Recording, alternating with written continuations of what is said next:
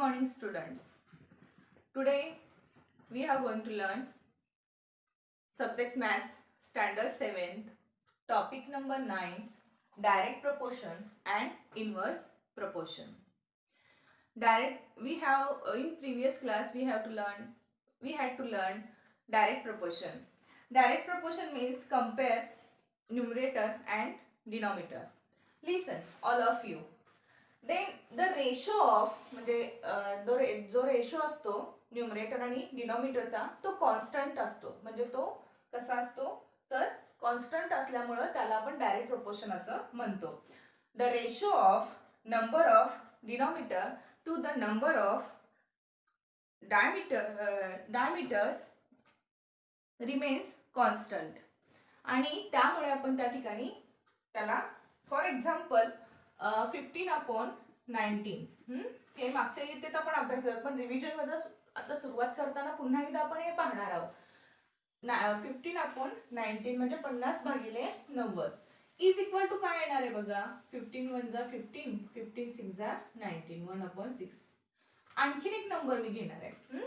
तो नंबर आणखीन एक एक्झाम्पल घेणार आहोत. Let's another example 12/72. या एक्झाम्पल मध्ये सुद्धा 12 1 जा 12, 12 6 जा 72, 1/6 झालेला आहे. Let's see another example 10/16. In this example 10 1 जा 10, 10 6 जा 60, 1/6. हा जो आलेला आपला आन्सर आहे, हे आलेलं जे आपला आन्सर आहे हे कसं दिसतंय आपल्याला, हे कॉन्स्टंट दिसतंय. याच्यामध्ये बदल आपल्याला दिसतोय का, नाही दिसत. म्हणून हे जे एक्झाम्पल्स आहेत, हे एक्झाम्पल्स जर एकाच वेळेला दिले एका उदाहरणामध्ये तर हे कसे असणार आहेत, डायरेक्ट प्रोपोर्शनचे असणार आहेत. हे आपण मागच्या क्लासमध्ये अभ्यासलेलं आहोत.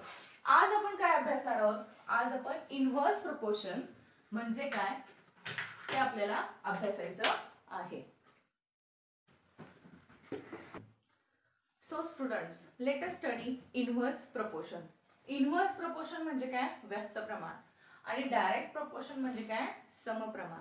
आता समप्रमाण मध्ये काय बघितलं तुम्ही तर न्यूमरेटर आणि डिनॉमिनेटर काय होता, कॉन्स्टंट होता. आता इनव्हर्स प्रोपोर्शन मध्ये मात्र आपल्याला तसं दिसणार नाहीये. Let's learn some examples. Some volunteers have gathered to go pits for a tree plantation program. वृक्षारोपण करण्यासाठी काय केलेलं आहे तर काही स्वयंसेवकांनी खड्डे काढलेले आहेत. पिट्स फॉर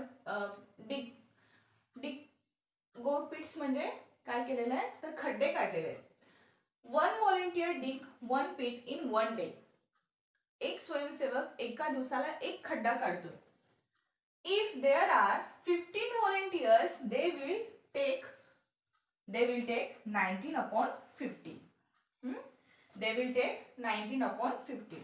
जर 15 व्हॉलेंटियर्स असतील, ठीक आहे, तर हे 15 व्हॉलेंटियर्स स्वयंसेवकांना खड्डे जे काही खणायचे ते खड्डे ते 15 दिवसात 90 खड्डे त्यांनी 15 खड्डे 90 स्टुडंट्सनी खणलेले. ठीक आहे. मग आता आपण इथे काय करणार आहोत बघा. Then 19/15, then how many days he required to dig a pit. किती दिवस लागणार आहेत बघा. देन 15 1 जा 15, 15 6 जा 19, then 6 days to dig the pits. इथं तुम्हाला काय दिसलं तर 6 दिवस लागलेले आहेत. 15 सेवकांना ते खड्डे खणायला किती दिवस लागलेले आहेत तर 6 दिवस लागलेले. बट आता पहा, then 10 volunteers will take how many days. मग 10 volunteers असतील समजा आणि त्यांना सुद्धा हे 90 खड्डे काढायचे. मग किती दिवस घेणार आहेत ते. 10 1 जा 10, 10 9 जा 90. Then he requires 9 days to dig the pits. Listen, all of you. See here. Are the number of pits and the number of volunteers in direct proportion. पहा या ठिकाणी स्वयंसेवकांची संख्या आणि खड्ड्यांची संख्या जी आहे ती तुम्हाला सारखी दिसते का, समप्रमाणात दिसते का? नाही दिसत. जर 15 व्हॉलेंटियर्स असतील तर ते सुद्धा 90 खड्डे काढतात आणि 10 व्हॉलेंटियर्स सुद्धा 90 खड्डे काढतात. आता 15 व्हॉलेंटियर्स 90 खड्डे म्हणजे 6 दिवस त्यांना लागणार आहेत आणि 10 व्हॉलेंटियर्सनी 90 खड्डे काढले तर त्यांना 9 दिवस लागलेले आहेत. म्हणजे या ठिकाणी तुम्हाला हे व्यस्त प्रमाणात असलेलं आपल्याला पाहायला मिळतं. It is the inverse proportion.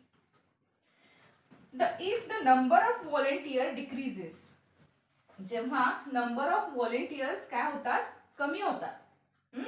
If the number of volunteer decreases more days are required. जेव्हा व्हॉलेंटियर्सची संख्या इथं कमी झालेली आहे तेव्हा त्या ठिकाणी खड्डे काढण्यासाठी लागणारे दिवस वाढलेले आपल्याला पाहायला मिळतात. And if the number of volunteers is increases, जेव्हा व्हॉलेंटियर्सची संख्या वाढलेली आहे तेव्हा काय झालेलं आहे पहा, the number of days are काय झालेलं आहे इथं कमी असलेले आपल्याला पाहायला मिळतात. fewer days are required for this job. However, listen, however, the product of the number of days and the number of volunteers, यांचा जो गुणाकार जर आपण केला, number of days multiply by number of volunteers, तर येणारं उत्तर हे किती असणार आहे, 90च असणार आहे. म्हणजे number of volunteers remains constant. म्हणजे स्वयंसेवक व दिवस या संख्यांचा गुणाकार या ठिकाणी आपल्याला स्थिर दिसतो. 15 multiply by 6 is equal to 19 and 10 multiplied by 9 is equal to 19. And we say that these numbers are in inverse proportion. या नंबरना आपण काय म्हणणार आहोत, इनवर्स प्रोपोर्शन असं म्हणणार आहोत. हे नंबर्स कशामध्ये, इनवर्स प्रोपोर्शन मध्ये असलेले आपल्याला पाहायला मिळतात.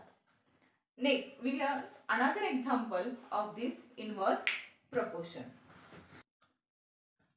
C, Sudha has to solve 48 problems in a problem set. आता या एक्झाम्पल मध्ये पहा, सुधाला 48 उदाहरणं सोडवायची आहेत प्रॉब्लेम सेट मध्ये. If she solves one problem every day, ती रोज एक प्रॉब्लेम सोडवते. She will need 48 days to complete the set. आता 48 प्रॉब्लेम्स आहेत म्हटल्यानंतर रोज एक सोडवते म्हटल्यावर तिला 48 दिवस लागतात हे सॉल्व्ह करायला. But if she solves 8 problems every day, पण तिने ठरवलं की आता 8 प्रॉब्लेम्स आपण दररोज सोडवणार आहोत, 8 उदाहरणं आपण दररोज सोडवणार आहोत. She will complete the set in 48/8. मग तिने सॉल्व्ह करायसाठी आता त्याचा रेशो जर आपण प्रोपोर्शन जर काढला आपण तर काय दिसणार आहे आपल्याला, 48/8 इज इक्वल टू 6 days. म्हणजे हे 48 प्रॉब्लेम्स तिला सॉल्व्ह करायला रोज 8 या पद्धतीनं सोडवले तर 6 दिवस लागतात. Therefore, then listen, if she solves 12 problems in a day, जर तिनं 12 प्रॉब्लेम सॉल्व्ह केले एका दिवसाला, then how many need days to solve 48 problems? मग तिला किती दिवस लागणार आहेत 48 प्रॉब्लेम सॉल्व्ह करायला? इथं काय येणार सांगा बघू, 48 प्रॉब्लेम्स तिला सॉल्व्ह केलेले आहेत. किती डेज मध्ये, 12 डेज मध्ये. आता ह्याचं प्रपोर्शन आपल्याला काढायचं आहे. देन 48/12. जर या ठिकाणी डिवायडेशन आपण केलं, 12 1 जा 12, 12 4 जा 48. Then 4 days, therefore 4 days he required to solve these problems. The number of problems इथं जर पाहायला गेलात तर नंबर ऑफ प्रॉब्लेम्स जे आहेत ते 48च असलेले आपल्याला पाहायला मिळतात. And the number of days needed are in inverse proportion.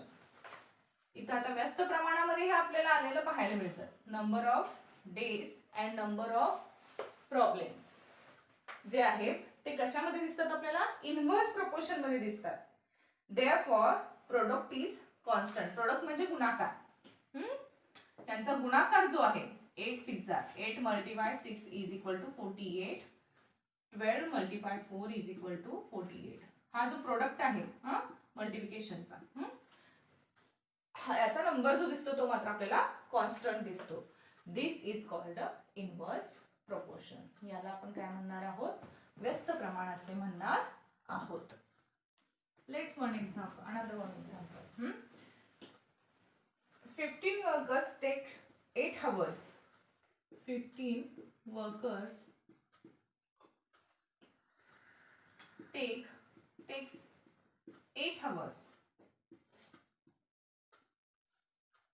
to build a wall. 15 workers ना 8 तास लागतात एक भिंत बांधायला. How many hours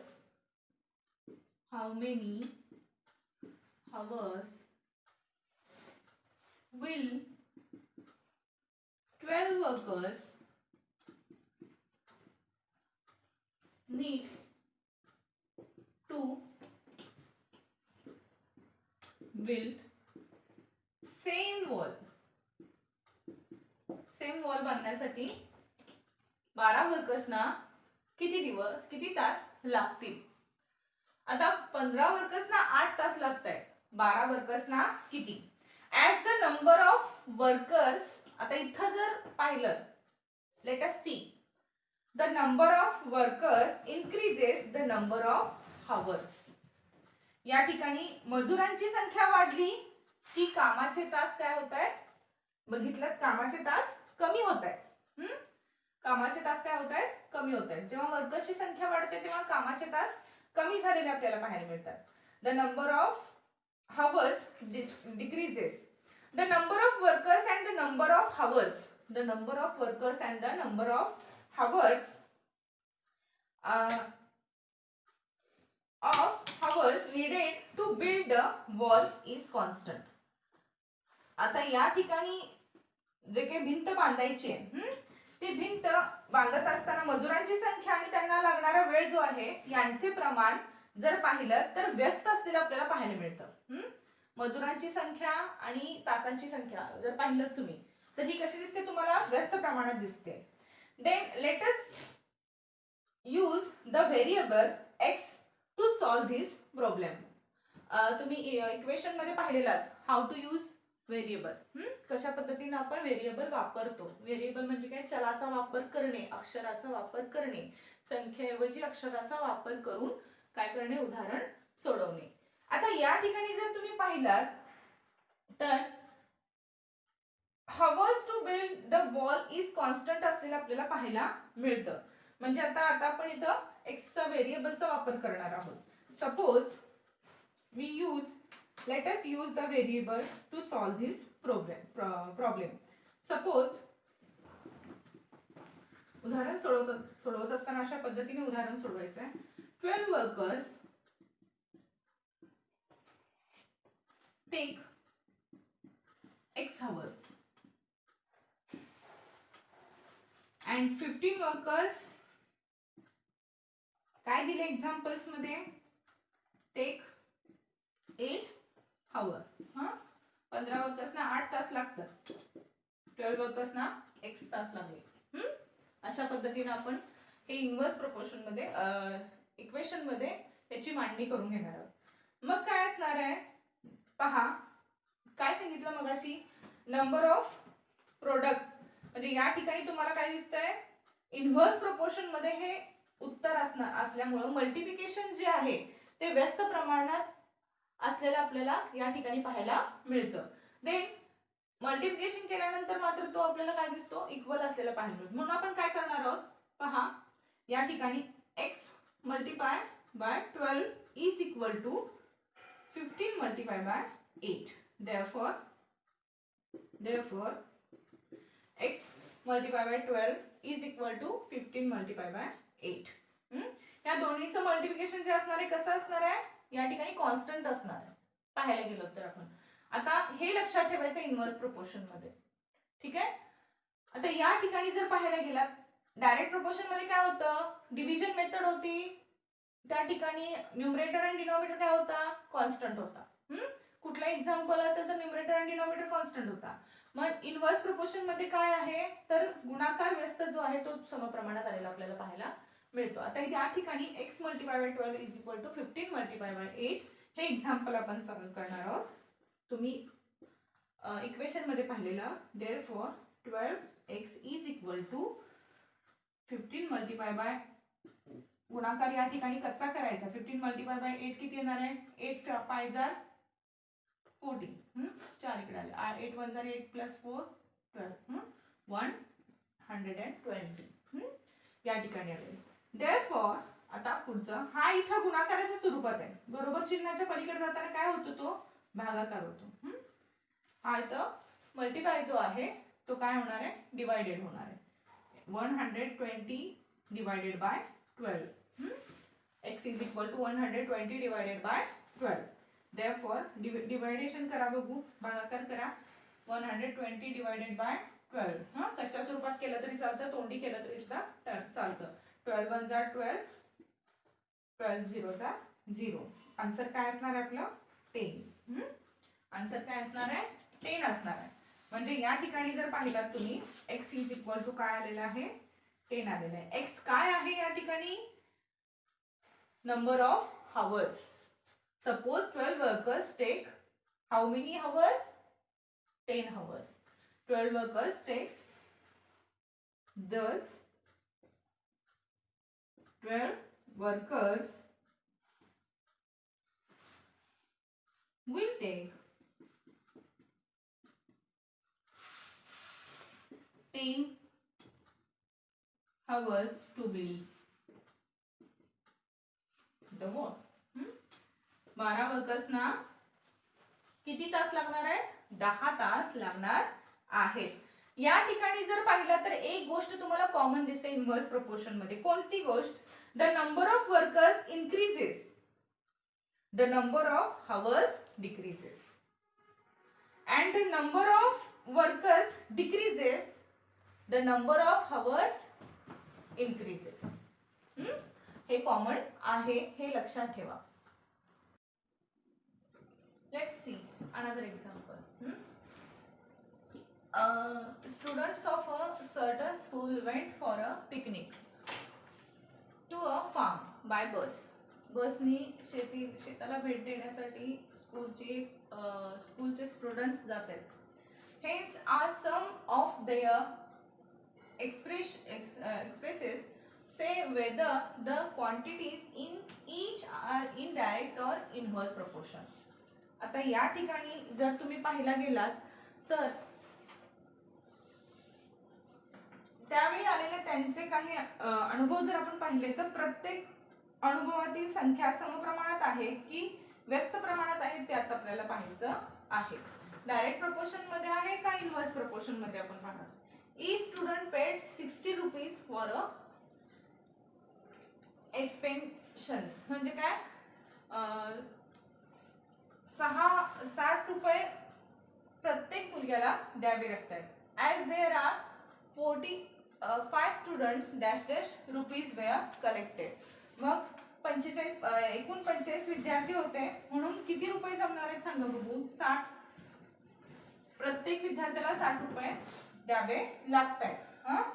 बघा सहलीसाठी प्रत्येक मुलाकडून खर्चासाठी 60 रुपये घेतलेले.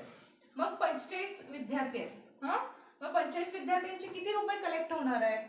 As there were 45 students dash dash rupees, how many rupees were collected. इथं काय होणार आहे आपलं 45 मल्टिप्लाय बाय 60 येणार आहे. इज इक्वल टू किती करणार आहोत आपण 45 मल्टिप्लाय बाय 60 किती करणार आहोत आन्सर सांगा बघू. मल्टिप्लिकेशन केल्यानंतर उत्तर काय येणार आहे आपलं तर 2700 रुपीज. 2700 रुपीज काय होणार आहे वेअर कलेक्टेड टू 45 स्टुडंट्स. 45 विद्यार्थ्यांकडून 2700 रुपये या ठिकाणी कलेक्ट होणार आहे. समजा had there bin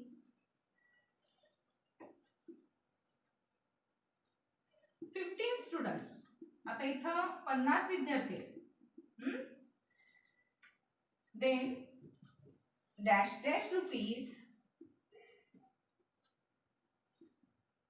were collected. आता इथं 50 विद्यार्थी आहेत, मग 50 विद्यार्थी प्रत्येकी 60 रुपये प्रमाणे 50 विद्यार्थ्यांना मग किती पैसे जमतील 50 विद्यार्थ्यांचे? इथे काय होणार आहे 15 multiply by 16. Then how many rupees are there? 3000 rupees. या ठिकाणी 3000 रुपये काय होणार आहेत? कलेक्ट होणार आहेत, जमणार आहेत. Then see this example and understood the number. आता ह्या एक्झाम्पल कडे बघून तुम्हाला काय करायचं आहे, लक्षात घ्यायचं आहे the number of students and money. आता नंबर ऑफ स्टुडंट्स आणि मनी दोन्ही उदाहरणामध्ये पहा. नंबर ऑफ स्टुडंट्स इथं 45 आहे, इथं 50 आहे. मनी पण पहा, इथं 2700 रुपीज आहे, तिथं 3000 रुपीज आलेले आहेत. Money collected are in dash dash proportion. कुठल्या प्रपोर्शन मध्ये येतं सांगा बघू तुम्हीच. आता जर तुम्ही इथं पाहिला तर कुठल्या प्रपोर्शन मध्ये येणार आहे? डायरेक्ट मध्ये येणार आहे का? नाही येणार आहे. हे कुठल्या प्रपोर्शन मध्ये येणार आहे? इन्व्हर्स प्रपोर्शन मध्ये येणार. कुठल्या प्रपोर्शन मध्ये येणार आहे? इन्व्हर्स प्रपोर्शन मध्ये येणार आहे. त्याच पद्धतीने आणखीन एक उदाहरण पाहणार आहोत आपण. बघा, हे जसं उदाहरण आहे तशाच पद्धतीचं आणखीन एक उदाहरण आपण या ठिकाणी पाहणार आहोत. Listen, all of you. समजा the sweet shop near the sweet shop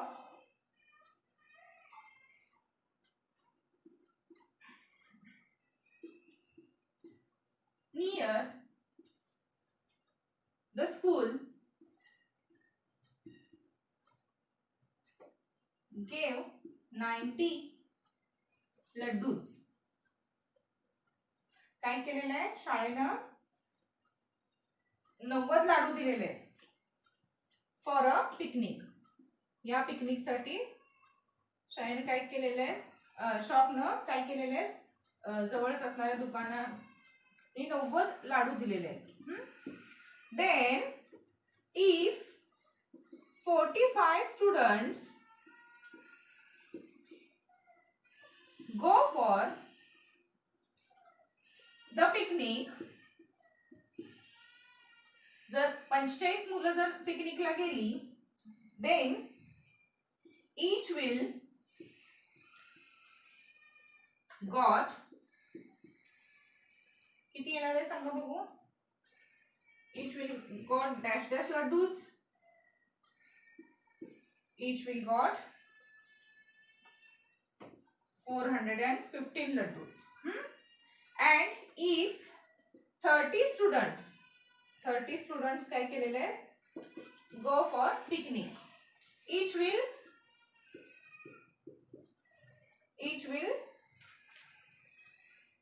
get